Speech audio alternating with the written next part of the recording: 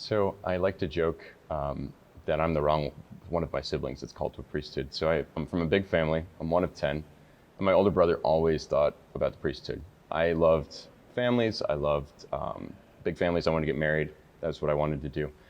And now my brother is married, has a kid, and I'm going to be ordained a priest. So I love to just start that off. But really, my call to the priesthood kind of happened in a small, quiet way. I grew up serving. I loved that. I loved being a part of the liturgy and serving in any way I could.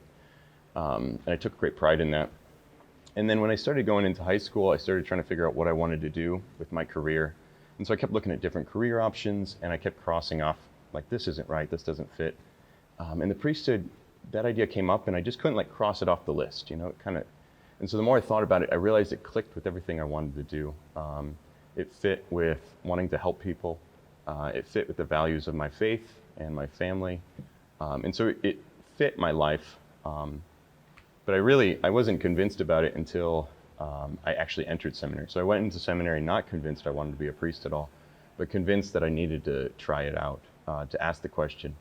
And in there, I really fell in love with it really deeply, to a point that I couldn't imagine doing anything different with my life.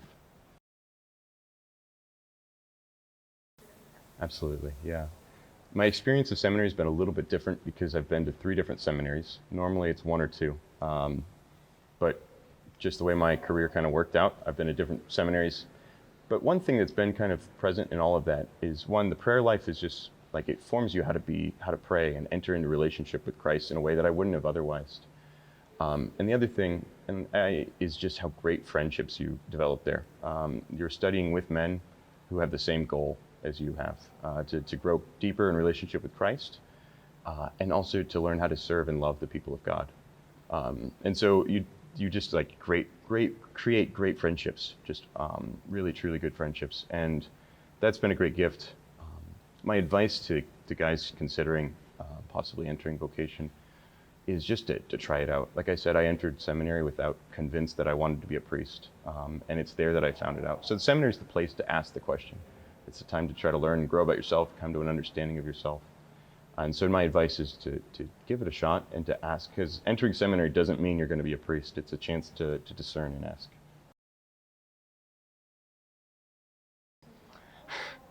So many people. Family, I have a big family, like I said, so all my family's going to be there. I'm very excited about that. Friends from childhood, and then people from all over the diocese. I've been to a bunch of different parishes, and so they're all coming, which is really quite a gift. And the people that I'm also very excited to is these friends I mentioned from seminary. I'm the last of this friend group that I have to be ordained. And so all of my friends are priests, and so they're coming to celebrate. And so it's very exciting to be together with them. They've already been ordained, so they haven't been in seminary with me. So it's a good time to reunite and together again. So excited, it's surreal. It's kind of hard to believe after 8 years it's finally here. A little nervous, but just super excited, and like looking forward to really just entering into this. So very excited, and I look forward to being able to serve as a priest. Yeah, it's hard to believe. Very excited.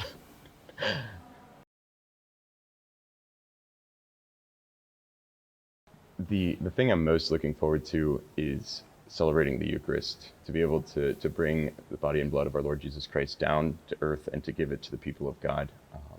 The weeks leading up to this, like, that just has been running through my mind every time I go to Mass, is like that I'll have the gift to do that soon, the chance to bring Christ to people. And I look so much forward to that. Yeah.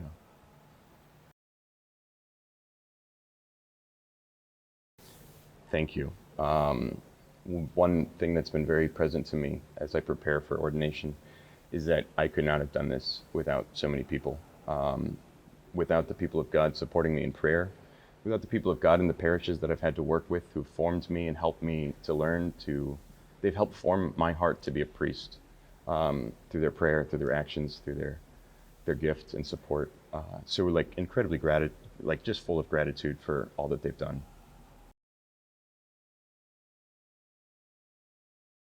I couldn't have done this without that support financially.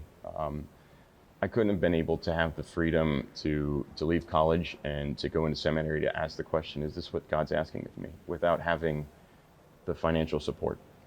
So the financial support doesn't just make possible the formation for us, which it does, but it also makes possibility for the men to have the freedom to ask the question to enter into seminary. So I can't thank enough the support, the generous support of our donors, because I wouldn't be here without their support, really. So yeah, it's immensely important to the whole program.